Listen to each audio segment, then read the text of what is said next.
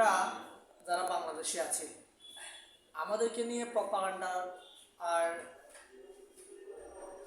কি বলবো, শুভেন্দু যেভাবে আমাদেরকে নিয়ে টানাটানি করছে আমার কাছে এটা এখন হাসি লাগে, জোকস মনে হয় আমার কাছে। আর তাছাড়া এই যে রিপাবলিক বাংলার ময়ূর আছে, ময়ূর পঙ্খী নাকি কি নাম, ময়ূরের মতো নাচানাচি করে। তো এদের কথায় আমার কেউ বিশ্বাস করে না এখন। এদের কথায় যদি আমরা বিশ্বাস করতাম তাহলে আমার বাংলাদেশে যে মুসলমান ভাইরা আছে উগ্রতা মানে দেখা যেত। কিন্তু দেখেন আজকে আমি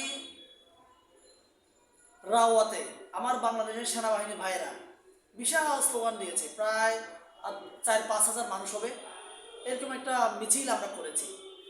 কিন্তু এই 53 বছরে